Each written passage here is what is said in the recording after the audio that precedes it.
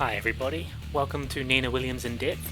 I'm a friendly tree and today I want to talk about Nina's move back 4, known as spear kick. As always, we're going to quickly check our settings, make sure nothing's off. That looks alright to me. And we're going to get right into it. So, spear kick. It's called spear kick because that's the name of the move. The input is back +4, so that's pressing back and 4 at the same time. And it looks like this. Now, because it's a back +4, you don't have to hold, you can tap the back and the 4 at the same time. Oh, sorry, command history on. You can tap back and 4 at the same time, whether you're holding back before you do it, or you just tap it at the same time. So a pretty easy input. I'm not going to go and show you my inputs with the camera today because it's just back +4 pressing at the same time. So what else can we talk about with this move? It's a high, of course. You can see it's a 14 frame startup and it's only got one active frame. So it's only out for that split moment where she makes contact with them. You can see the range. We're looking at, so that was about 2.2, 2.3. Now we've got a little bit closer. There we go. So you're looking at about 2.3 range, which is just under 2 backdashes away. So about range 1.8 is about how far it could work. Now, as a 14 frame move, it doesn't do too much damage, so people don't usually use this as a 14 frame punish. And likewise, because forward 3 does more damage and is a very similar situation. In fact, a lot of the time, forward 3 and back 4 are kind of interchangeable in their uses, but we'll talk about the application a little bit further ahead. You can see it's +11 on normal hit, which is good, but unfortunately it's too far away for you to actually connect anything. So although you've got that frame advantage, you can't do anything unless you're at the wall. So we'll show you that in a little moment. But before we do that, let's look at the counter hit properties, because that's the real strength of this move. So if we do a counter hit, it's +18. And if a move is +18, this is not a guard break. That means you get a guaranteed up forward 2-1 if you're in the right range. Which, against a lot of characters, it's hard to not be in the right range. Nope. Okay, let's get to that 2.3. Yeah, there you go. So at tip range that won't work, but as it's +18 you can still get anything else. So we'll go to 2.3 again. Oh,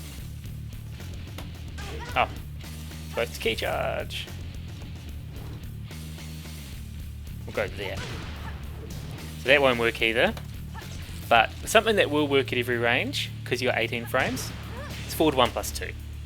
So make sure you're aware of your range and know what you can get. Likewise, on some characters, you're going to find that this won't work, or that the 18 frame launcher won't work in general. So Gigas is a good example here, one of those rare situations where Gigas has the upper hand on other characters of the cast. So if we go here, upward 2-1, you'll notice it whips. So don't do that on Gigas, don't do that on big characters.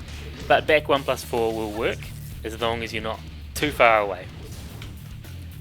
If you're looking for a safe one, of course, forward 1+2. That's always going to be guaranteed on counter hit. The good thing about the counter hit in this is you've got such an obvious animation, it's so clear. It's so clear what's happening. Now, the other thing is, on normal hit, does this work? Let's see. No, it doesn't. Okay. So what we'll do is we'll go back to Nina. On counter hit, it's completely guaranteed, so you've got that follow-up regardless. But on normal hit, as I said, because of the range, you can't get much. But on normal hit, the opponent is able to do a nosebleed fall down. So if I go here, so if I get hit by this move, I can hold down and I can fall. Which of course has other implications.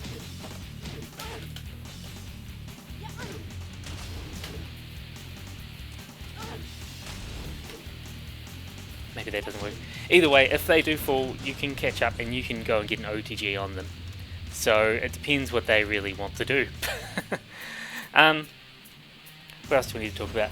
I do want to demonstrate another character as well in this situation. So let's go, where is he? Feng. With the counter hit on this, Feng's another character that's very inconsistent against because of his hitbox. See, it does work, it's just very inconsistent. So it's pretty much big characters and Feng, but make sure you just go through and look at every single character. If you're in a matchup and you're finding this is whiffing, it may just be that it's very inconsistent on that character. Yeah. So Feng is another character that you're more likely to do either reverse ivory cutter or blonde bomb. Yeah. So if we are using this, we'll go back to Nina. If we are using this, of course, this is getting some of Nina's max damage combos, because you get a counter hit, up forward 2-1, and then whatever combo route you want to do, and drop it like that. Make sure you drop it, otherwise you're not a true Nina player. Just kidding, of course. So that's an easy 96 damage of something that is very fast and pretty hard for them to whiff punish, and just a good counter hit tool in general. The next thing we'll do quickly is we're just gonna go to a different stage and we'll just look at the +11 at the wall and give you an idea of what you can do here.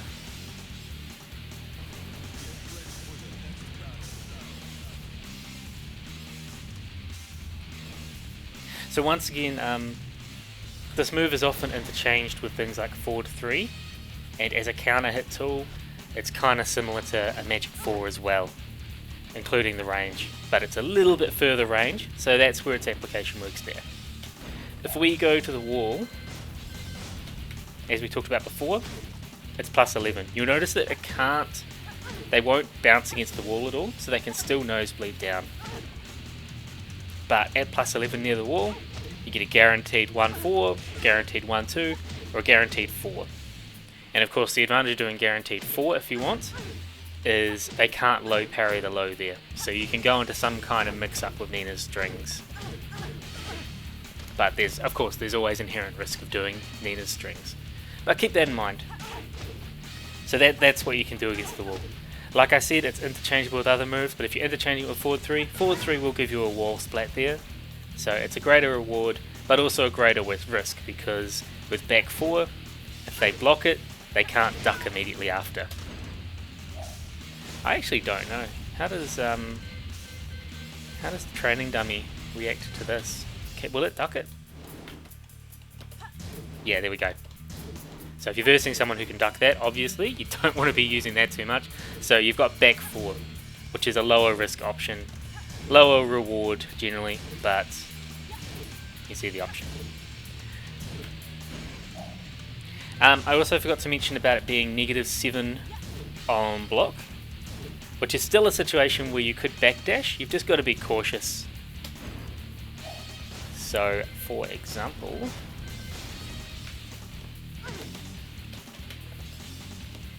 I'm sorry, we want to block it. Yeah. So it's more if they use something slower, you might be able to get away from it. Let's do ivory cutter.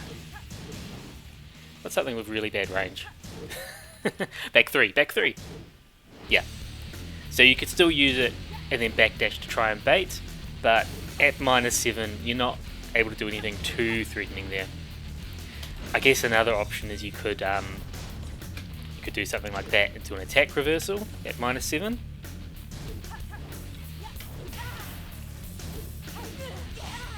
Yeah. But that's sort of how you could do things there. Alright. Okay, let's look at application of the spear kick. So, I mean, we've already talked about it a little bit, but there's a couple of different ways you can use this move. The first thing I need to explain again is you kind of use it interchangeably with forward 3 and with magic 4. The advantage, it's sort of a midpoint between the two. So with the magic 4, you're going to get less damage and it's faster. Of course you can get better combos than that. You can do things like... Oh, sorry. You know, you can do different routes depending on the range there. But you don't have that window to confirm. So it's less advantage. Oh, sorry, it's faster, but less reward, but lower risk. While forward 3 is the same speed, generally about the same reward or higher reward, but higher risk. And depending on what you want to do. So, I mean, forward 3, you've got lots of options there too. But the advantage of back 4 there is it's the lower risk. So it's still 14 frames, but they can't duck it there. So it's a good little midpoint there. So I guess the point I want to say here is if you're using it in frame traps, you've got to think about the situation. So recently down back 3 was buffed, so now it's +4. Previously when it was +3, if you did a forward 3 in that situation, it would trade with a while standing 4. And when you get a trade with a while standing 4, then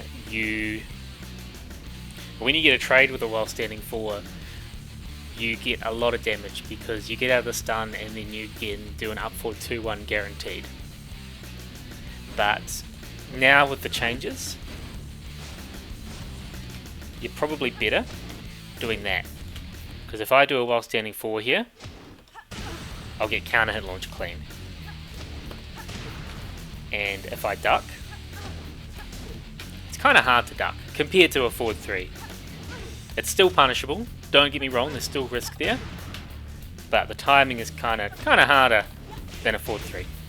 So yeah, still high risk, but it's a good little frame trap there compared to before when you could do a forward 3 in your trade and get a greater reward. Now there's not really a reason to do a forward 3 there over a back 4 in my opinion.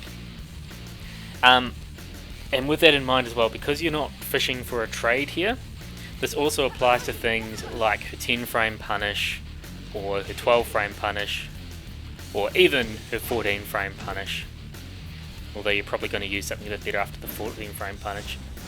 But so for example, at +5, I jab, I get counter hit by that.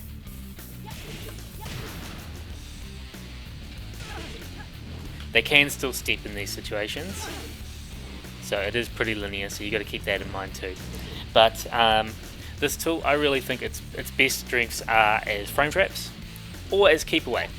As I said before, it's got more range than a standing 4, so if someone's approaching and attacking, you can use this to keep them away. Alright.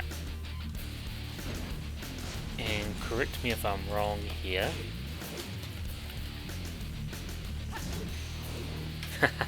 Definitely not a good anti-air, but you can float off it.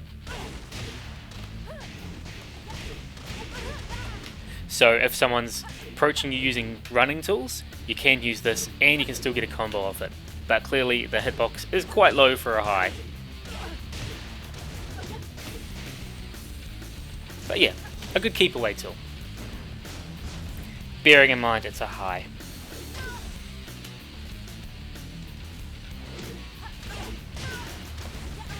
Whoops. Stepped the wrong way, still worked, still okay. They're the main uses, I think, of the spear kick.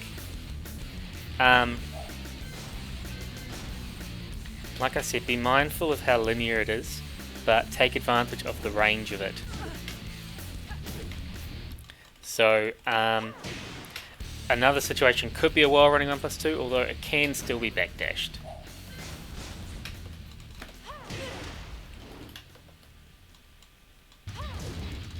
Yeah.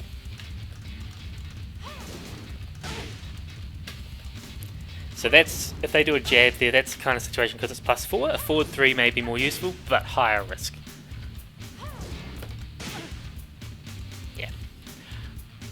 The other application is, I mean, you can use it at the wall. Whoops.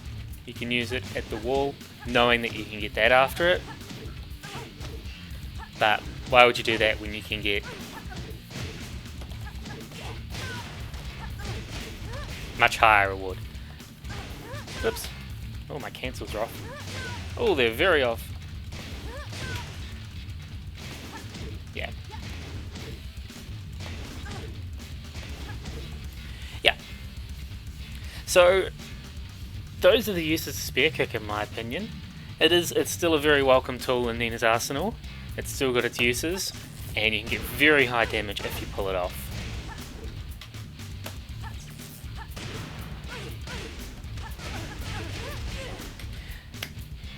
But it's kind of interchangeable. It's kind of like a midpoint between a Magic 4 and a Forward 3. So keep that in mind. Use it in your frame traps as you want, and just consider what you think is most valuable against your opponent. Also make sure you use it as keep away. Well, don't make sure you use it. Consider using it as keep away, because it does recover pretty fast for a Nina move. Compared to something like that, I think it's not too bad with recovery. Other people may think otherwise. Yeah. So in summary, Nina's Spear Kick, her back 4, is a 14 frame high that is -7 on block, +11 on hit, and +18 on counter hit, guaranteeing a free 10 frame or 11 frame near a wall on normal hit, but they can nosebleed, stun, fall down, and guaranteeing a free 18 frame launcher or 18 frame or faster move depending on the character when counter hit. It has decent range. I consider it kind of like a midpoint between a Magic 4 and a Forward 3 in its application, but it is quite linear. So I think its best uses are as a keep away tool and as a frame trap tool. Alright, I hope you've enjoyed the video everyone. Please like and subscribe for more content, and please comment below what you think of Nina's Spear Kick and what applications you have for it, how you use it in your gameplay. As always, I'm sure there's much more that I have not included in here, so please go ahead, let me know what else there is. Thanks everyone, see you next time. You win. What's done is done.